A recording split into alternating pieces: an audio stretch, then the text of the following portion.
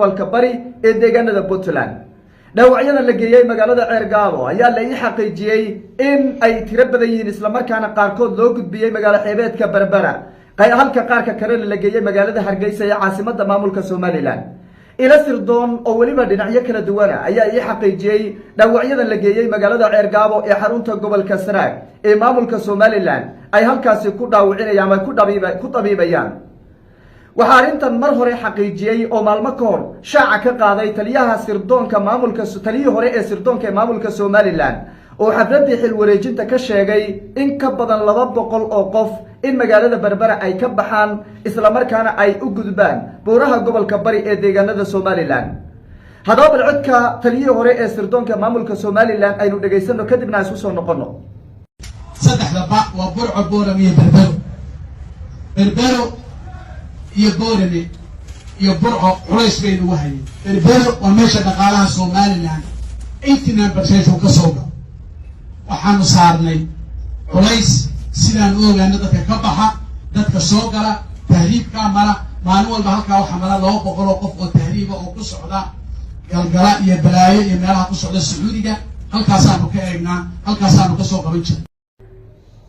hadaba waxaan muuqaalkan ku dul istaagi doonaa xogihii ugu dambeeyay dhaawacyada la geeyay magaalada Ceergaabo tirada halkaasi la geeyay iyo sidoo kale jabka gaadhay ururka Daacish ee ku sugnaa buuraleyda gobolka bari duulaanka Puntland ay qaaday iyo guusha la yaab kale ay soo hoyeen iyo sidoo kale xaaladda ay wajihi karaan maamulka Soomaaliland fadeexada iyo ceebta ay ka qaadeen taageerada ururada argagixisada caalamiga ee ay taageeraan ayaan muuqaalkan ku qaadaa dhigi doonaa haddii Allah idmo soo dhawaada muuqaalka like saar aragtidina boguraaba qaybta commentiga aynu ku bilownay horta Soomaaliland ceeb baa haysata hadda maqli jirtay hebel waa ceeboobay maamulkii Soomaaliland waa ceeboobay maamul goboleed Soomaaliyeed oo argagixiso fangareynayo lacag siinaya oo ayagu urur waxa weeye u soo qoraya shaqaale ciidan u soo qoraya oo dadka u soo diraya oo la shaqeynaya iyadoo Soomaaliya meeshay taalaad ogsoontihiin waa arrin la yaab leh arrin sahlan maaha maamulka Soomaaliland anigu ilaa iyo 5 sano ka hor baan tabinayo in laha waragagixisaday taageera war madwaalintihiin war arinta boqorbuur madoobaaba yiri oo afkiisa wuxuu ka xaqiijiyay uu yiri laba dawladood baa koonfurta ka dhisano annagana dawlad aan kursiga ugu sareeyay ka degin baan leenahay Soomaalida kalena hawi iyo daaradna dawladda kale tay iyagana maamushaan marka labada dawladood baa koonfurta yaa ka maamulan boqorbuur madoob hore u yiri tiiba horta xaqiiqowday maanta dagaalka Puntland ay qaaday ee buuraha gobolka bari ay ku qaaday ee kooxda Daacish lagula dagaalamayo wuxuu kala saaray arrin badan xoog badan ayuu banaanka keenay dhaawacyadii kooxda khawaarijta ee halka lagula dagaalamayay la duqeeyay buuraha lagu duqeeyay shalayto waxa duqeynta xoog loo geystay dhaawacyadoodii waxay geysteen magaalada Ceergaabo iyo Berberiya Hargeysa loo qaybiyay ila sirdoon oo madax banaan baa waxay xaqiijiyeen in dhaawacyo dhowr iyo 10 la geeyay magaalada Ceergaabo oo waliba qaarkood halis ay ahaayeen oo loo gudbiyay magaalada Berbera oo halka la doonayo doon dibadeed in hadana lagaga sii qaado waxaana aad iyo aad looga shakisan yahay in loo qaadi doono xuutiyiinta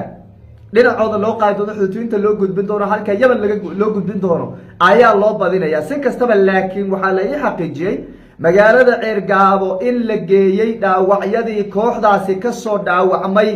ee buuraha gobolka bari kaga soo dhaawacmay in Ceergaabo la geeyay maamulka Soomaaliland la wareegeen isbitaal la geeyeen daaweynayaan halkaas lagu daaweeyo la xaqiijiyay waa maamulka Soomaaliland ya arintan marka horta shaki badan baa ku jiray dad badanna way fahamsanaayeen Cabdiwali Cali Gaaso hadda ka hor dood ka qayb galay baa wuxuu yiri madaxweynihii hore Puntland yaa wuxuu yiri kooxahan wuxuu yiri Soomaaliya ka dagaalamayo oo Soomaaliland baa fangareyso lacag ku bixiso taageerta oo dhaqaalaha u soo maraayo wax walba u soo maraabu yiri marka iyada uu saalaha lagama waxa weeye dad baa la yaabanaa oo madaxweynuhu Soomaaliland is hayaan ayuu waxa weeye iyo ku durayaaba la lahaa laakiin arintu waa u shaaway ka fogay sida way ka fogay ma ahayn sida xaqiiqdu ka hadlay Cabdiwali Cali Gaas 5 sano ka hor baan aniguna halkan idigu baahiyay oo ninaydi warhaade war kooxahan meesha laga fangareeyo Soomaali u baa fangareysa iyo Soomaali taageero ka haysanin oo geey Soomaali aan wax looga soo gudbinaynin ma noolaan karaane maamul goboleed baa gacanta ku hayeen mar runta iska sheegtaan oo lala dagaalamayo iyagaan idin somalilan tan iyo dagaalkii laasacaanood inta uu bilowday way sii kala furfurmaysaa xogaha la xidhiidhay inay argagixisada taageertana banaanka imaanaysay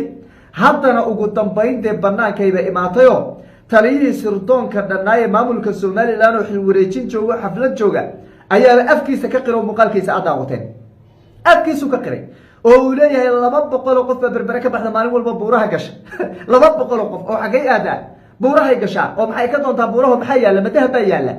kooxday ku biiraan buu yiri waliba isaga cadeeyo yiri daacish bay ku biiraan kooxaha qawaariinta ku biiraan buu yiri bal adigu waxa fiiri bal adigu ceebta intay laagtay eeg bal adigu dulmiga eeg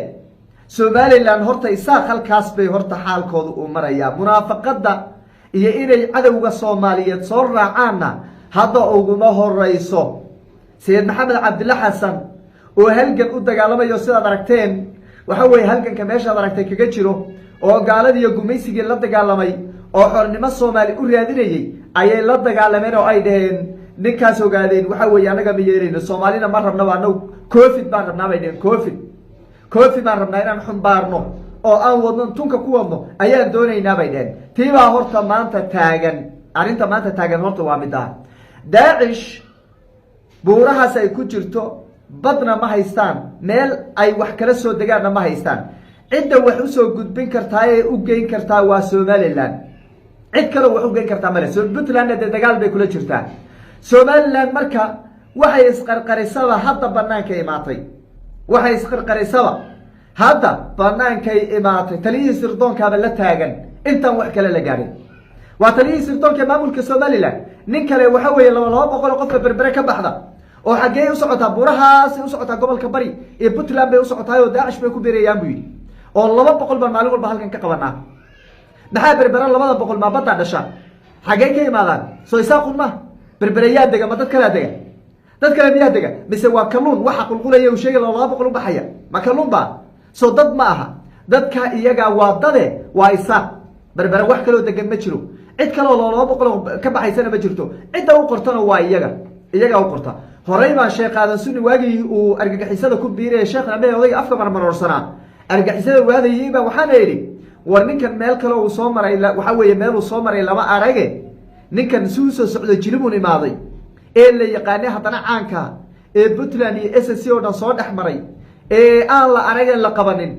ee koonfur galbeed soo maray ee jilibuna soo taagan la arkay xaqiiqada ma sheegtaan baan heeday sida ku soo baxay